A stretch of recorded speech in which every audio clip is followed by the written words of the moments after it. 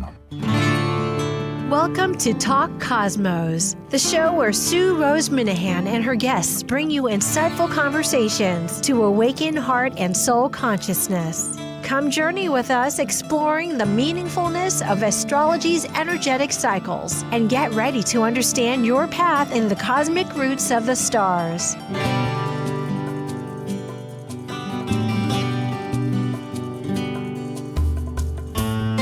Hello, good morning from the Big Island in Hawaii, where Lala is still moving a little onward. And for me, we're fine. The sun was out, and I do hope I know many people on the island are not doing so well, but it didn't hit as strongly. I'm grateful. So, with that said, today is another mystery. Weather is somewhat of a mystery. You are given an idea of what's happening all across the nation. And many times, of course, they know in the water it's a little trickier. But we're doing mysteries. We're doing mystery charts on the eclipses. And we're in the season right now. We're in midstream. The 12th was the solar eclipse of 20 degrees Leo. And then on the 28th, which is 2 days after 2 weeks, which is a little odd because it's usually pretty systematic, but I'm sure there's a reason and rhythm for that. It will be at 4 degrees Pisces. But these eclipses could be anywhere in history. It's like these events are of magnitude. The energies shift the light and it returns on a new frequency, because just as though you were at a theater. Well, this is like Astro Theater, Astro Jam. It's been going on for 8 years, and it's about 4 times a year, and it's morphed. It will continue to morph. And we have wonderful panelists that are dedicated in the adventure, and I'm so thrilled for each and every one of them. And you will be too. Here we go. Pull up your front row seat as we bring 2 mystery charts to life. Here planets speak their archetypal consciousness to us, mirroring the very energies roaming through our minds and hearts as 2 teams attempt to reveal 2 unknown charts' identities through a spontaneous, insightful improvisation impersonating the planets. Once the chart's identity gets revealed, all astrologers will chat about it. Happening on Talk Cosmos every extra 5th Sunday, this fun online theater experience engages a peek into how the cosmos Astro Jams. Now, here's your cast. Yes, and we have to begin israelAjose. He's from England, London, England. Hi, Israel. It's great to see you. I can't hear you though. You'll have to. Oh, there you go. I do. Oh, there I go. How you going? Yeah. How you doing? Everything is good here. Yes. Yes. Israel has a diploma in psychology of astrology. It's a CPA. It's a practitioner, teacher, and conference speaker. And Israel combines traditional psychological and Vedic techniques. He has a school certification program, and he is the former president of the Astrological Lodge of London. He has a YouTube channel, the Lunar Lounge podcast, and also his website is sacredplanets.co.uk. Thanks. Thank you. Next we have Jolly Knot. Jolly is also in London, England. Hi, Jolly. Hi, everyone. Yes, it's great. Here we are. Jolly is a consulting astrologer, a Reiki master, teacher, and transformational coach for Bodhi Mindful. And she specializes in modern, Hellenistic, and medieval Islamicate astrology. And her website is Bodhi, that's BODHI, mindful.com. Thanks, Jolly. Next, we have Robert Persetti.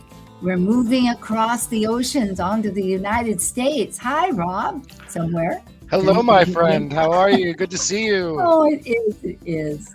And Rob Persetti is on the East Coast in Pennsylvania. He's a professional consulting astrologer and founder of Deep Earth Astrology. In fact, they are going to be releasing a tarot set that he's been working on for years at UAC. That's the United Conference, Astrology Conference, for those that are attending, and otherwise it's available in December. He specializes in vibrational and psychological techniques. He's a Grand Pendragon in the Ancient Order of Druids in America, the co-director of the Fractal Cosmos Vibrational Astrology Conference. We'll be having a second time in 27, and the faculty of the Center of Relationships and Astrology. And that is in Ireland with Margaret Gray, all over the planet. Yes.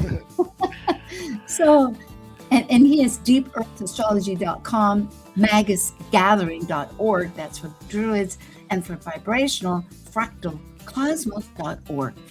Hip, hip, hooray. Yes. Hi. Thank you. Next, we have MarieONeill, evolutionary astrologer in Santa Rosa, California. We have 2 people here in Santa Rosa. Oops, and I missed Arizona. Well, so much for my jet. Oh, we had to transfer. That's right. The plane went to LA. Okay, MarieONeill has an MBA, and she's an evolutionary astrologer, a life coach, a speaker, conference speaker, and author of the book And the Lotus Open. Marie is the founder of Padma Life Coaching, the vice president of strategic initiatives at Kepler College, and the co-host of Let's Talk Astrology Business at Kepler College. In fact, Marie will be at UAC on a panel that's talking about business, besides presenting a speech herself. She's also a distinguished Toastmaster and a former TEDx Sonoma County board member. And her website is padmalifecoaching.com. She's also on Substack, where you see padmalifecoaching.substack.com, and her book. Hello, Marie. Hello, Sue. Well, let's go back now to Sue. Oh, well, we'll do Sean. Okay, Susie Cox. Yes, I forgot Susie. And then we'll do Sean. We'll get a little preemption here. Hi, Susie. Oh, that looks like Sean. Okay, who are we doing? Okay, Susie. Hi. Susie. Hello, hello. And Susie is in Tucson, Arizona. She is also a master astrologer with over 55,000 chart interpretations. You know, there are towns not even with that many people in them. And the author of 8 books, including one that was is the International Directory of Astrologers. And she's the former lead astrologer of Canyon Ranch for 32 years, started a program there. She also is a consulting astrologer, and if you go to her website, susiecox.com, besides being involved very much with the Tucson Astrology Guild, which I think will have the correct name what is the correct name, Susie? Tucson Astrologers Guild. Very good. Because we're astrologers that are running it, yeah. So we started in 1979, so we've been doing it for 47 years. Whoa, you're right there with Friends of Astrology in Chicago and Washington States. That's very few are continuing. You know, the COVID kind of messed things up because people couldn't do Zoom or hybrid. So we've got a high-tech astrologer, so we continued. Yeah. We are getting electrified. Thank you. Great. Glad to have you. Now we'll go to Sean Kelly. That was like a flash in and out. And Sean is in California too. Hi, Sean. Yes. Near Mount Shasta. He is an executive, a speaker, and motivational leader. He has leadership capacities in digital business. He mentors numerous high-profile groups, but he's also driven business for major astrology platforms with Michael Luton and Jeff Jower and thank you, Rick Levine, Jan Spiller, including Tarot.com. And his website is Evolutionary Astro. So thank you, Sean. Thank you so much. I think that's completes myself here in Hawaii. We spent a little time, but it's good to know who we're talking with because we don't know much else. Oh, and I am a student with Linda Berry, an astrologer, and I'm here. So let's go on to our show. Next slide. Oh, goody. Here's everybody. Oh, that's me. Oh, boy. All right. We're talking about eclipses. It's the solar or the lunar. Everything has a birth chart. And in this particular program, we have 6 people today, and we have a team with 3 on either side. But those teams have no idea what the other team chose for them, except that it has to do about the eclipse. And our first team is going to be IsraelAjose of London, Sean Kelly of Mount Shasta, and Susie Cox of Arizona. Yeah, so you guys are going to be ricocheting off each other. Now, when we do this, folks, these are personified. Our astrologers personify what they see. They speak as though they were the planets. I am Jupiter, and they thunder out or creak out or whatever takes their fancy. It's really like being on a stage program. Astro Theater does this. Susie did a lot of Astro Theater and many other astrologers. And so with that said, let's see what the clues are. We have the solar, this is a solar eclipse. It's a 20th century. And the clue is, it's a good thing. There's a lot to dig into. And here it is. And in 10 minutes, the gong will be gonged and we'll all talk about it. Ooh. I am Pluto conjunct Chiron, baby. And I'm Pluto in Leo. So I must be in the 30s or so. And wow, I mean, this is kind of like the roaring 20s to me, actually. So I am fully here to transform what we're healing. Like, you know, you guys have been doing the same rickety rack dance forever. And boy, it's over. We got other things to heal. Let's go. I am Mars in Aries. I am the chart ruler. So I lead as I should. I'm in my own domicile of Aries, so it makes me quite dynamic. I have potency. I'm courageous. I'm brave. I'm forthgoing. And more importantly, I am pioneering. I'm also in the 6th house, which is the house of work, where I am best put to use. I am extremely energetic. I am a force to be reckoned with. I can compete even in sports, in business, in anything I put my mind to. I'm the sun. I'm the sun in Leo. Of course, I'm the king or the queen. Yeah, I'm right at the very top of the chart.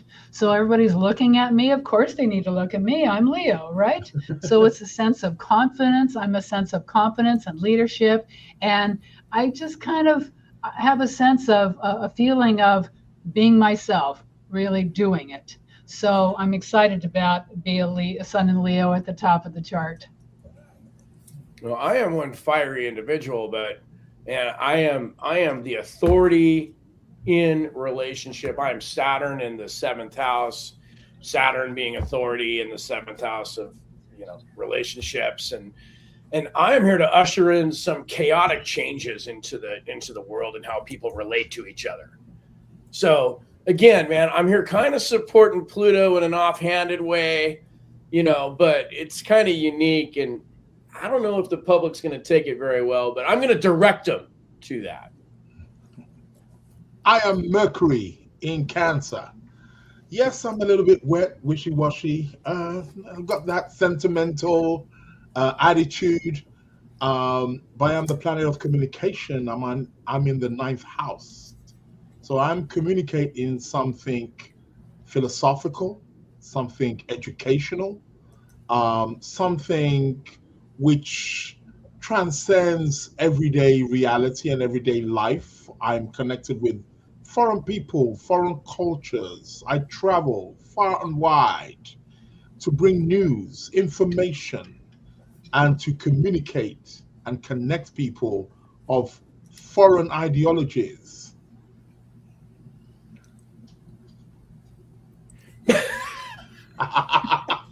I'm Uranus.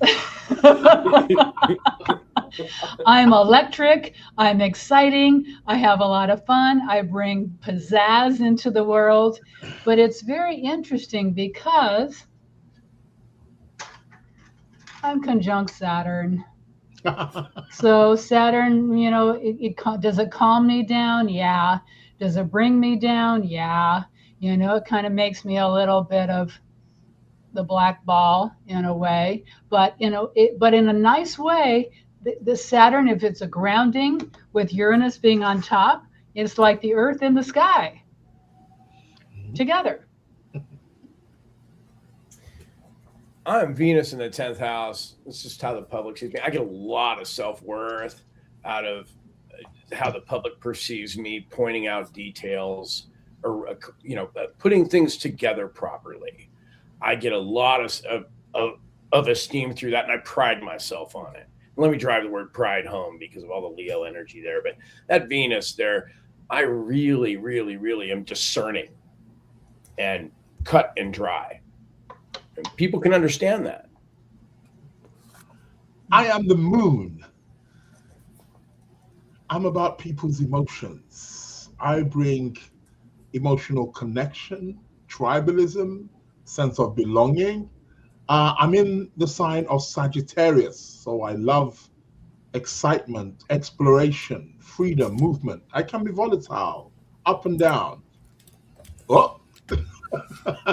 What happened there? I'm in the second house, the house of money, finances, and resources. So I provide liquid money, liquid cash.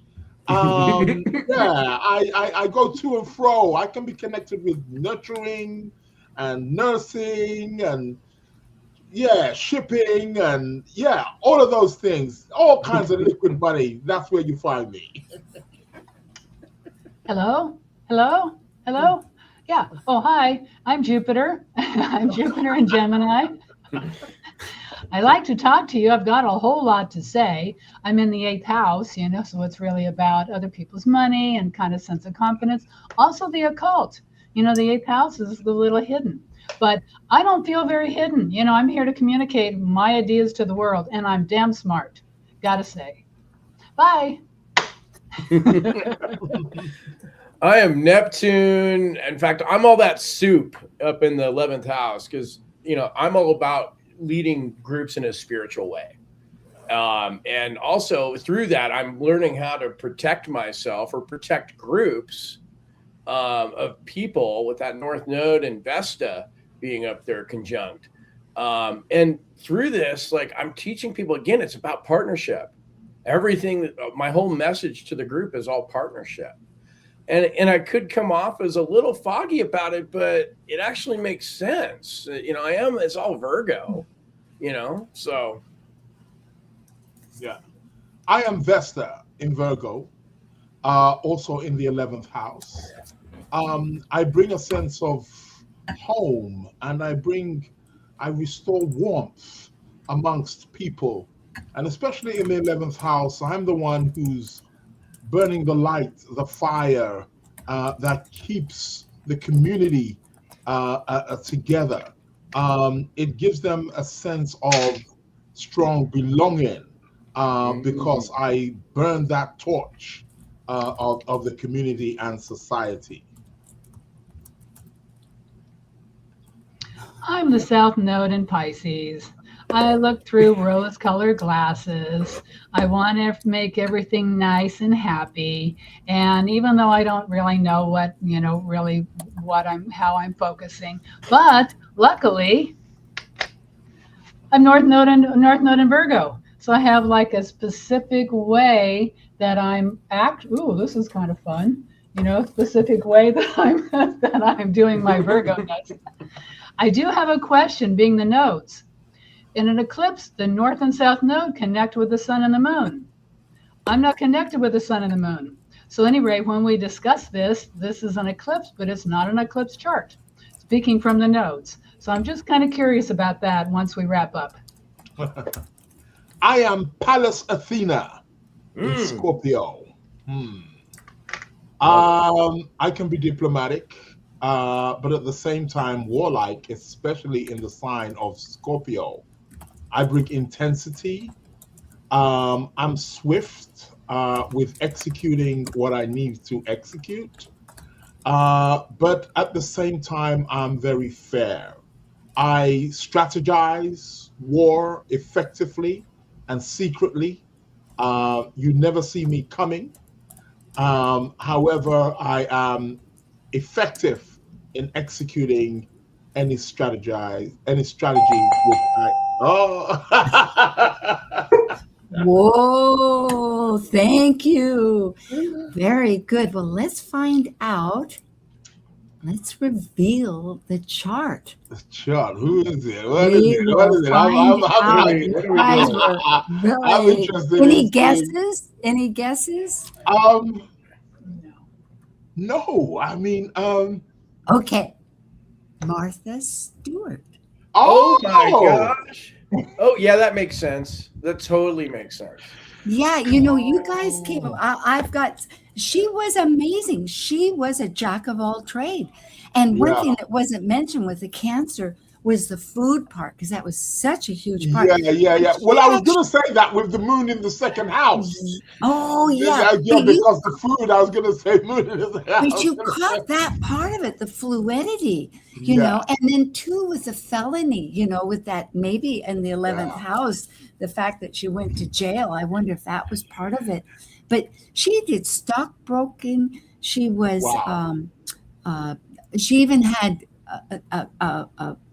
this company, KB Homes, put her name on houses down there in North Carolina, I think. And when she got out of jail, she just went further.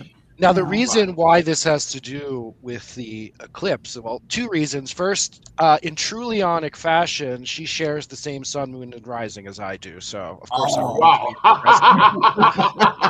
but also, she has just really gone through this rebirth. There's been a huge, drastic change in her self-expression over the past year. She's been focusing on her own radiance and her beauty, and it's been all over the internet as she's going through this time of great change. And it was very, within that 10 degrees of that eclipse, I thought she would be perfect. Right.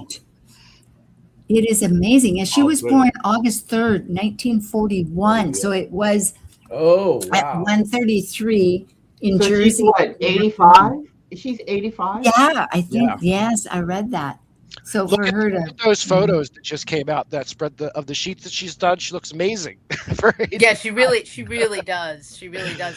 I think it's so interesting too. The moon conjunct series, right? We think exactly. Food related as well, and then also the moon is square the nodes. It's in the north bending.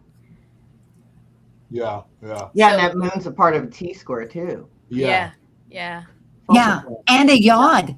Yeah.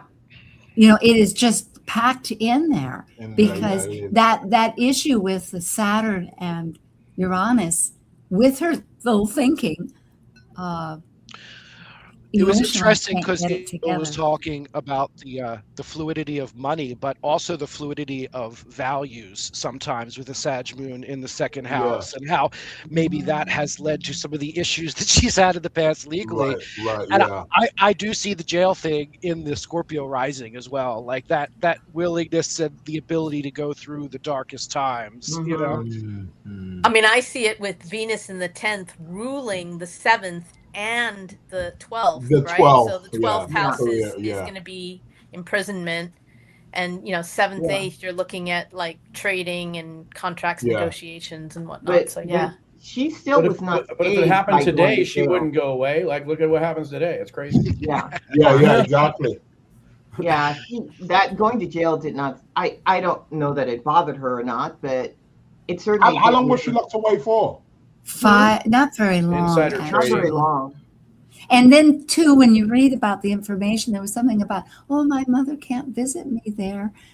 I don't know if that carried any weight, but I think originally it was the insult to her ego that somebody could actually, talk about that, like Saturn, as you're saying, and the whole authority and the Mars going ahead and the sun that you all picked up immediately on, that really was her deflation. But once she mustered her energies, it was like, hey, I'm going to come back and she was apparently very popular in prison, and everybody loved her, and she used to make treats and like that out of the prison food from the commissary. So it's, she did just amazing. She did just fine.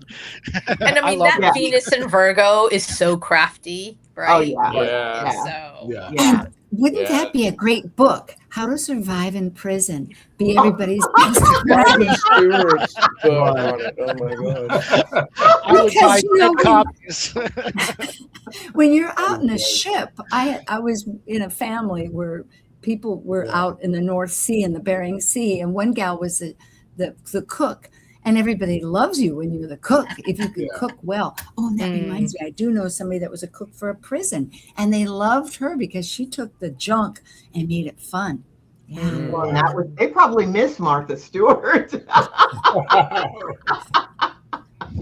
I wonder if she goes back to visit and cook for them. I like her. I mean, I just think that she's landed on her feet. And I think that also has to do with that Leo North Node. Yeah. I mean, that Leo. And maybe Chiron with Pluto. Yeah, very resilient. Very resilient. That's a good point. She didn't miss a beat. She didn't miss a beat. Yeah. It's hard to take a Leo North Node off their path of self-actualization, You mean a Leo midheaven? Yeah. Yeah. Yeah, and she's very, it's interesting because that's a fixed sign. And I mean, she's got the angles are all fixed. Yeah. And yet she's got some serious mutability too. Yes. Yeah, she's not, doesn't dodge from her aim with all that Taurus too, Saturn and Taurus. In fact, hers is conjunct my Mars, come to think of it. Wow. Yeah, that Mercury trine Pallas is a superpower, though. You were keen on that, Israel. Yes. Yeah, it's absolutely a kite. I almost didn't add the asteroids, but when I looked at this chart, I thought they're really significant. They really are. Vesta square the moon, that really speaks to the prison thing to me. Like, it challenges her ability to protect herself emotionally. And the other thing is Hygeia, for folks that's at 1 degrees Gemini over there in the 7th house, is for that sense of health, because she did come up, that was a phrase of hers. What was it? This is good or something, the value, trying to at least put that forward. Or maybe the Mars in the 6 could be driving towards health as well, maybe a motivation towards health, maybe. I hope so. And she did have partnerships. Like, I had no idea that she was with Snoops. She broke out of her serious thing and went comedic, and it was great. It was and she got a whole new generation of people. Completely. Really helped her, and she's brilliant. She helped Snoop. Well, this is thanks to Rob. I have a whole host that I had been finding, but when I thought she's perfect because it hits across the globe. Well, we're going to break away, folks, just for a little bit. We'll be right back as we have another mystery on chart. So we'll be gone, but back. Okay. Thank you. While we take a break from this week's edition of Talk Cosmos, let's take a look at this cycle's archetype. We are currently in the Yang period of Leo, ruled by the solar sun. Having departed from a cycle based on the internal process of emotional attachments requiring security and safety, the energy of Leo externally manifests our legacy through children and artistic creations. As a fixed Yang fire sign that desires to ignite actualization, Leo the lion takes the risk to generously exhibit love and welcome all to share their stage with joyous pleasure for living life. Talk Cosmos ignites conversations to awaken heart and soul consciousness every Sunday at 1 p.m. Pacific. Listen on KKNW, stream the video on the Talk Cosmos YouTube channel and Facebook page, or catch the podcast on major podcast carriers. While you're there, remember to like and subscribe so you never miss an episode. Plus, sign up for the newsletter at talkcosmos.com to join our expedition and launch your week into the cosmic wonder. This is Martha Norwalk. Every Sunday morning, beginning at 9 a.m., thanks in part to newprosupplements.com, we cover the world of animals. This week, August 23rd, it's an extra Sunday edition of Animal World, and I'm so excited because we get to spend it with one of my all-time favorite Animal World heroes. Dr. Jeff, Rocky Mountain Vet, will be with us live, and we'll get to know him and hear all about his incredible life of service to animals. Martha Norwalk's Animal World, Sunday morning, 9 a.m. to noon, right here on Alternative Talk, AM 1150. Get inspired every hour, right here on Alternative Talk 1150. Hi, everybody. Okay, so we have Israel. We'll go right through this, but here's a good list of all the people with Israel, Jolly Knot, Marie, Rob, Passetti, Sean, Susie. Israel has Sacred Planets, and that is .co.uk. He has a school that he teaches every day, I think. He's a busy, busy person. Yes? Oh, you're muted? Oh, I'm so sorry. Oh, yeah, no, I'm unmuted now. Yeah, that's Sacred Planets. Yeah, it's the only online academy that has 6 live classes every week. 6 live classes. Yeah, and we've got a new one starting on the 13th of September. So if anybody's looking to sign up, you can learn astrology practically every day. So yeah, cool stuff. It's, perfect. And that's Israel at sacredplanets.co.uk. Yeah, and also there's a phone number Sacred here. Planets, or WhatsApp. www.sacredplanets.co.uk. Yeah. Okay. And again, I have a second one here. And your podcast, Unlocking the Mysteries of Your... Well, that's something different. No, that's, yeah. So I've got a podcast called The Lunar Lounge, which is live every Wednesday at 12:30 p.m. UK time. So yeah, more than welcome to come on by, listen, and you can ring in. Again, it's one of the only astrology podcasts where you can ring in live. So it's quite cool. Yeah, I love it. Over here, Hawaii is 10 hours. Very good. Very good. Thank you, Israel. Thank you. And Jolly Knot, also in London. Hi, Jolly. Hi, your Sue. Website, and you're a coach. Go ahead and speak a little. So bodymindful.com, you can find everything there. I do astrology, coaching, and Reiki. I am potentially going to be opening up some mentorship slots if you're learning astrology and would like to have a teacher kind of help you along. So not a school, but like a tutoring session, if you will. Beautiful. And you do have a workshops, and I don't know about this offering of still the 2 summer special. And you'll be and you have the podcast Jolly Ashwin Show. Yes. Yes. So very good. And you'll be at UAC. Looking forward to seeing you there, Sue. Oh, yes. Good to have you. And Rob Passetti. Hi, Rob, over in the USA. Hello. How are you? I'm good. Yeah, in outside of Philly. So you are a professional consulting astrologer and author, and the faculty of the Center for Relationship with Astrology. And tell us about this, the Tarot deck. Yeah, we've been working on this for the past 5 years, and it really explores the archetypal relationship between nature, spirituality, and astrology, and some of the core concepts and how they really are an integrated, network of skills and spiritual sciences. It incorporates herbalism, stone lore, a lot of really interesting things for those that are interested in nature spirituality, which is, of course, my background.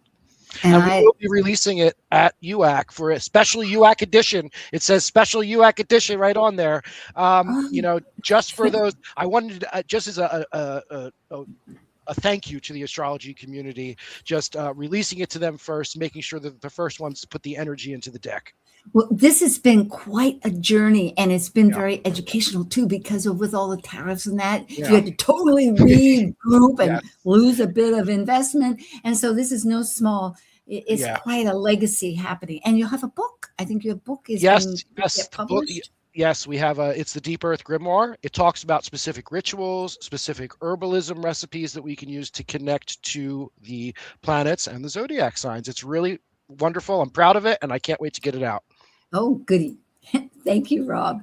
Now we have Susie Cox. And Susie, I found your website and I pulled it up. I hope that's okay. Yeah. We haven't been showing it with just the Tucson, but it's right there, everybody. And there's all kinds of wonderful information. And this is put together just that because Susie has been featured on just really powerful sites.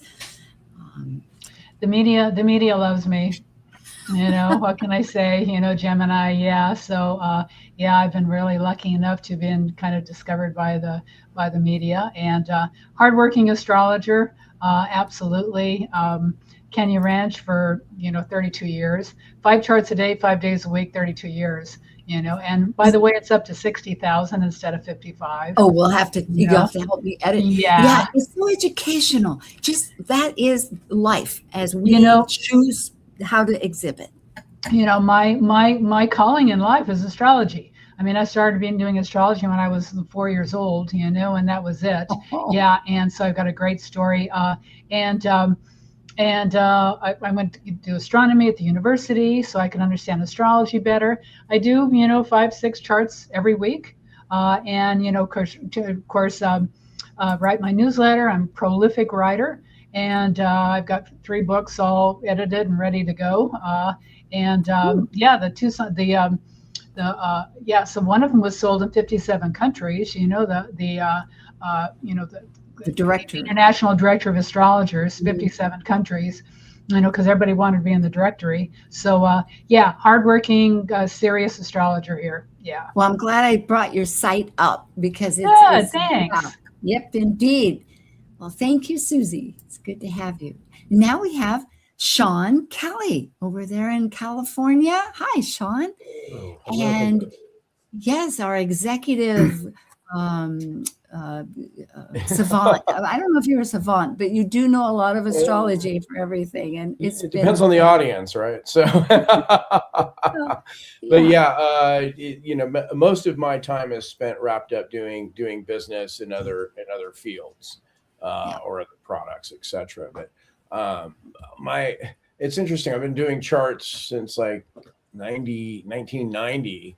But here, as of the last year and a half, I'm not out doing charts like Susie is, but the people that tend to come to me to get consultations, there's this odd pattern. All of them have been near deathers over the last year and a half. Every single one of them. How fascinating. Yeah, very fascinating. So well, you are in that vortex of area over there near Mount Shasta. It is a vortex. It is a vortex, and I stare at that mountain all day long, right over my computer. Right. So that is fascinating. And I had wonderful to be here amongst such amazing astrologers. Thank you. I agree. Thank you. And we have MarieONeill. Hi, Marie. Yeah, in Santa Rosa, although Marie transports across the internet. And this is her brand new, beautiful website that she's worked on for some time and is here. And it tells all the goodies. Yes. And that. And you have this podcast, besides the fact that you're also on master classes at Kepler College. And I have a YouTube channel and I post Ask Coach Marie episodes every week, every Friday. People write in asking me questions as an astrologer, life coach, past life regression facilitator. and one of the leaders in the astrological community. And so I answer 2 of those questions each week. So I love doing that. I love having my YouTube channel. I love teaching at Kepler. I love being anyway, I also work with people who, because a lot of astrologers are really good at being an astrologer, but not good at the business part. So I work with the astrologers, helping them, learn life coaching skills, storytelling skills, helping them to build a sustainable practice so that they can thrive and not just survive. Oh, that's just beautiful anthem to have, survive and thrive. Exactly. And so, it does take all of that. It really does. It's very good. And you have a great newsletter. I know I'm on that list, and I'm just always impressed with all the content. In fact, I think we should share all the newsletters. I know Susie says she has one too. And so very exciting. Well, and I'll be at UWAC also. Yes, and I'm going to show a slide on that right now. So, you'll be at the table. Yes. Yep. I'll be at UWAC. All right. Excellent. Well, we have now UAC, United Astrology Conference. People, I hope I'm not taking too much time for our second part, but we have Israel, Marie, Jolly. That'll each be speakers, and it shows right here. So in case you want to find out, you can keep this. And also, Rob will be at a vendor's table with Linda Berry, who's going to be vibrational astrology. And I'll have a new bookmark. I'll put it on a table somewhere. And there's a copy of what it is. So it's lots of fun. And here we go. So let's see. Oh, and then these next week will be with Tara All. We're going to look at Mars action as it squares Saturn. It's pretty dynamic. It happens every 30 years in those signs anyway. And then there's other events. Lots about the eclipses and the nodes.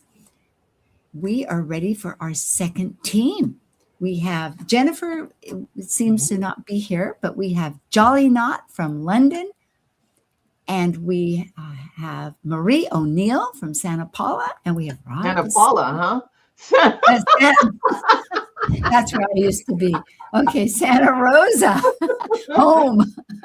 Okay, let's see what you have. Your clues. It's also a solar eclipse. The century is the 20th, 1900s, and it's starlight bent by a sun. So let's see. This is your chart. Okay. Wow. And we'll give you 8 minutes because I yacked it up during. We want to have time to talk about this. Well, I'm a Libra rising. Okay, the personality of me or this event is about beauty. It's about grace. It's about balance. It's about accepting everything for what it is, and being a mediator, being things that a problem solver. I'm the ascendant ruler, Venus in the 10th house, and I'm Venus in Scorpio, which means I like leather. I like my motorcycles. I like it rough. You know what I mean? Well, I like being assertive. I can assert myself when it's necessary. Well, I am Pluto in Cancer, and I am all about the tribe. I'm about the family, the big family, not just my nuclear family or my family of origin, but the family of the world, the family of humanity. And I'm here to help the family heal, help it thrive. And of course, I have to heal myself too. I have to heal from my own wounds.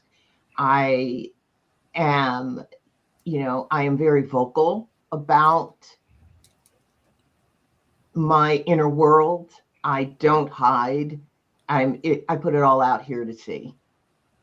I need to redo because I'm Venus in Cancer. I'm so sorry. My contact lenses aren't working today. I'm Venus in Cancer in the 10th house. I'm conjunct Jupiter, my buddy. And we are all about bringing sweetness and light. We know how to bake those chocolate chip cookies. We know how to butter you up, and we know how to actually make things feel good on the stage. I'm Uranus and Pisces in the 5th house, and I get strikes of inspiration. That is how I experience joy. I like my relationships short and fun, but they also connect to deep spirit. There is an authentic journey of spirit that motivates me, and that it inspires my creativity within the world. Well, I am Mercury in Taurus in the 8th house. When I make up my mind, I don't change it. Never. I am very solid, very grounded. I feel in my body what the truth is. When people tell me something, it runs through my form, through my body, and I know whether what I'm being told is the truth. I am in communion, of course, with my good friend Saturn. It's not quite optimal. However, we work together and we work out our differences constantly. And Saturn helps me to have structure with what it is I want to communicate and how I want to communicate. And I love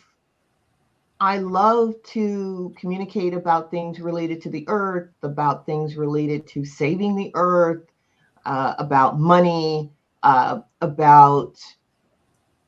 bull. I'm that Saturn in Leo. I'm in the 11th house. I know how to organize things. I know how to set it up just right.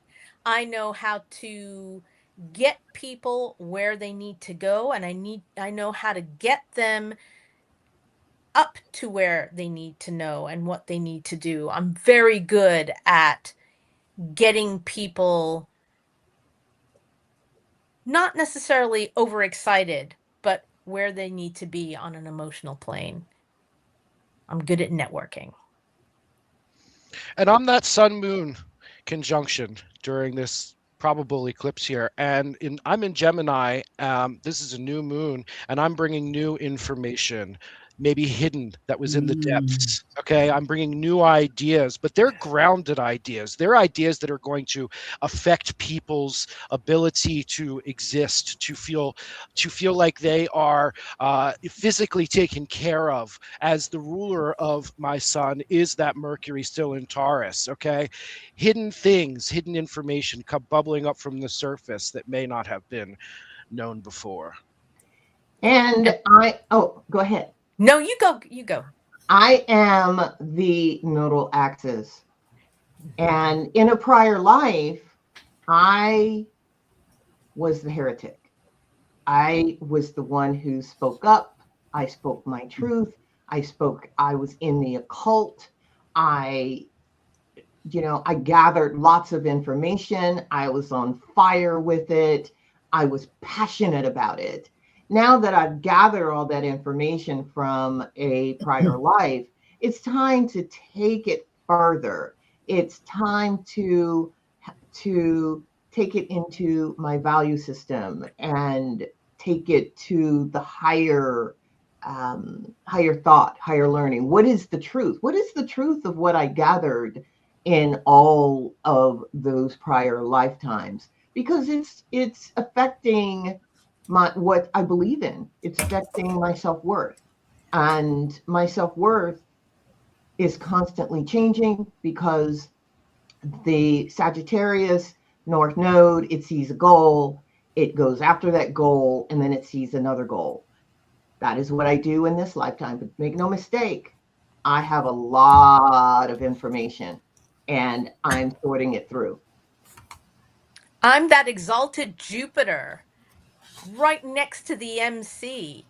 And I take that information and I synthesize it. I syncretize it. I share it on the public stage. I am interested in history. I'm interested in how we coalesce. Ooh, you got some good nails in this here. Let's find out who and what is it. Sometimes I look for the music, but here we go. And it will be, any guess? It is, you're going to be surprised. It is the Eddington 1919 eclipse. And Susie came up with this. And most amazingly, it really, again, bridges the globe because these are from England. You know, it was Eddington who did this with a team. I have a bunch of more slides.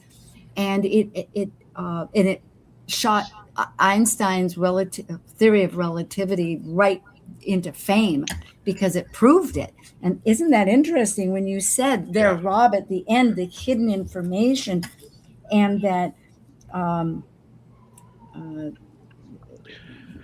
in depth, right? Yeah. I think the key. I also wanted to comment on that Pluto in Cancer. Oh, go ahead, Susie. Well, I was going to say, I think the key in this chart is the Uranus square the nodes.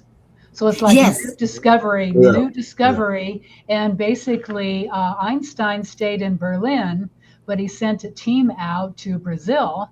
And so at any rate, they proved it, you know, when they were in Brazil. So, and he was like Einstein was instantly famous after this. And which really changed the Newton's style of how things related versus the general relativity.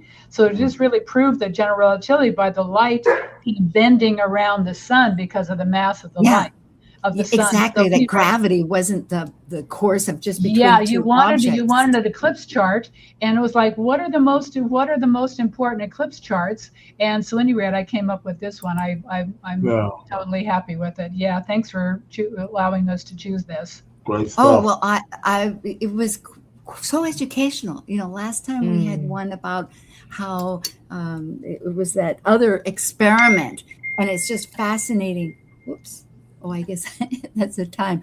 But that these themes that it proving general relativity, and that Pluto in the 9th house in Cancer. This is something that was going to be a drastic change for every tribe in the world, for every group in the world. Yep. It's the family. It's the world family. The family of the world, not just. Yeah. And this idea too with the Chiron, somebody said at the very end about Chiron, the healing of our whole. It is interesting to think of how it represents this event that really changes how we think about our whole environment, like you said, world, life. And that constructive thought between Mercury and Saturn. It's interesting though with that Jupiter on the midheaven though, at being the highest planet in family. Exalted as well. Yeah. Also being a Libra rising chart, it brought elegance to the world. It brought more elegance and sophistication to science and to the way that we move forward. Yeah. Yeah, I mean, I was thinking with Gemini being data, as you were saying, collecting data points, and then Libra with that Venus in the 10th house is talking about having a conversation about those data points and where it takes us. The relationships, yes. And without Chiron, again, I deliberated, but Chiron does make it a kite. And well, that day-to-day life, the Chiron in the 6th, you know, it's the natural ruler, but you've got the Pisces there, and so he's going to come from otherworldly. He's going to get that information. I mean, he was never meant to be a laborer, like a physical laborer. It was supposed to be more ethereal and more. Yes. Yeah. Exactly. I also wonder if there's people. Go ahead. Go ahead. I was just going to say the nodes were that, you know, because they're stationary. I mean, nodes are normally moving retrograde. The nodes are stationary. I'm wondering what that kind of energy that brings to the chart also. I was trying to go backwards. I can't get backwards. Sorry, folks. No, that's okay. Okay, yeah. And I was wondering with that Chiron in Aries, if maybe there were scientists that were just the day-to-day, astronomers that didn't accept it, at first. Probably. Right. But it took a little while. Yeah, it took a little while before it was accepted. But in the future, with other tests, they proved some other things that were kind of... Yes, the Mercury's odd wobble and the orbit and the gravity. Yeah, there were some other things that were proved later down the line, because of this. Yeah, so but that was a turning point in how we see light and how we see the world. Yep, those were other eclipse people that if people want to look at. And here are some other events. But I sure thank everybody. MarieONeill, Always a pleasure. Rob Passetti, yes, IsraelAjose, Sean Kelly, and Susan Cross. Oh boy, it's educational every time as we leap forward. And hey, it's summer, folks, so I hope we're in the eclipse season. May it go with good change for you and all.